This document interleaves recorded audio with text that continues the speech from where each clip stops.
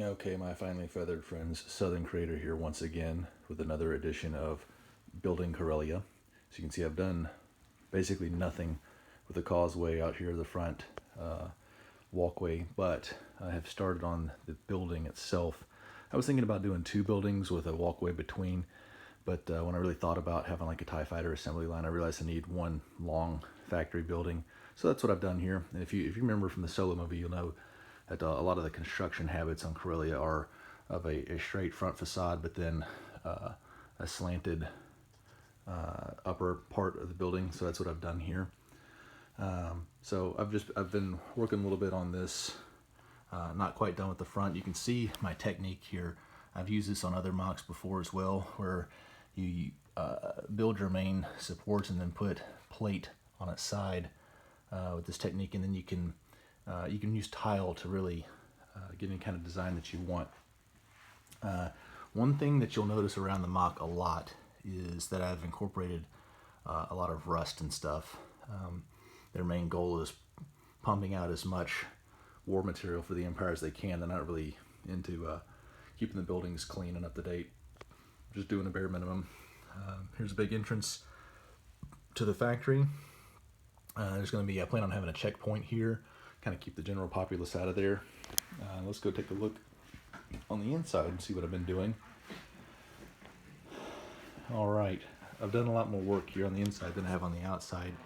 Kind of see some of the wall design I've done. Again, rust.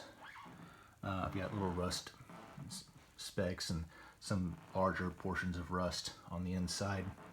One other thing that I did was I extended out.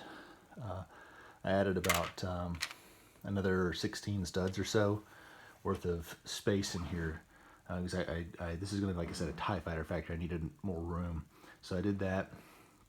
Built the walls. If you've ever seen big industrial construction, you'll see that they use these massive I-beams and stuff. So I wanted to have that industrial look. So you can see I've built I-beams all throughout here, and then use the plates on side technique, and then you're able to put tiles on however you want and make some cool designs that would be a lot harder if you just use brick on brick approach.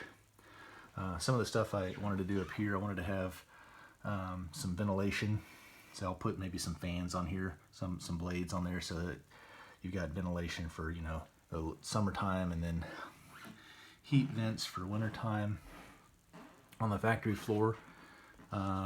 So yeah, this is kind of what I had in mind. The only other thing that I wonder about that I don't know how to do yet, and I don't know how I'm going to do it, is for the assembly line, I'm going to have like 4 or 5 TIE fighters in here in stages of production.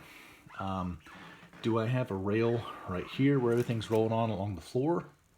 Or do I want rails up here up top where things are hanging down and moving? I kind of like this idea better, but I just don't know how I'd be able to do that with all the weight that would incorporate, while also leaving this mainly open so you can see everything. I don't want to canopy the whole thing and make it a box. So I might just have to put the TIE fighters on a rail, but I don't think that'll be too bad. So that is my update for this week. Let me know your thoughts on this. Do you think this is too plain? Do you think it's going to look good? Is the concept nice? Feel free to let me know. I mean, I've got a good idea of what I want to do, but I also have quite a few things that I don't quite know how I'm going to iron out yet. But we'll see. Let me know what you think. Thanks a lot.